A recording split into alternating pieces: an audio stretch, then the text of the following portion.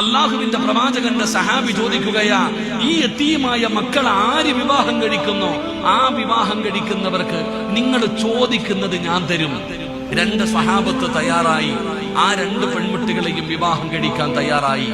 എന്റെ പ്രിയപ്പെട്ട സഹോദരങ്ങളെ, ആ രണ്ട് പെൺകുട്ടികളുടെ വിവാഹം അവിടെ വെച്ചുകൊണ്ട് അബ്ദുറഹ്മാൻ ഇബ്നു ഔഫ് തങ്ങൾ നടത്തി കൊടുത്തു.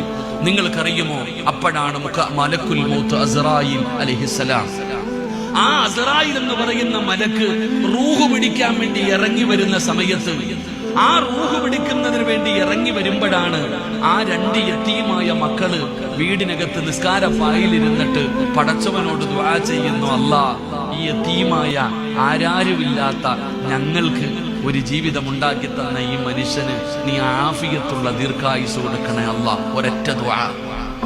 ആ യതീമായ മക്കള് അസ്റായീൽ എന്ന് പറയുന്ന മലക്ക് റൂഹ് പിടിക്കാൻ ഇറങ്ങി വരുമ്പോ ആ മക്കൾ ആര് പറയാതെ റൂമിനകത്തിരുന്നിട്ട് പടച്ചവനോട് പറയാ, അല്ല, ഞങ്ങളെ സഹായിച്ച ഈ മനുഷ്യന് നീ ആഫിയത്തുള്ള ദീർഘായുസ് കൊടുക്കണം. ആ ഒരൊറ്റ ദുആ.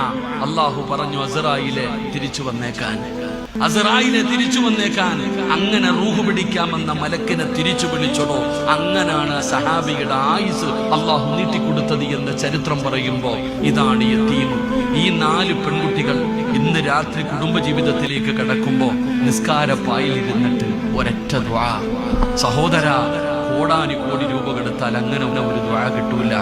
ഞങ്ങളുടെ അടുത്ത് 1 കോടി രൂപ കൊണ്ട് തന്നിട്ട് ദുആ ചെയ്യാൻ പറഞ്ഞ ചിലപ്പോ ആ ദുആയ്ക്കൊക്കെ ഒരു പരിധിയും പരിമിതികളും ഉണ്ടോ.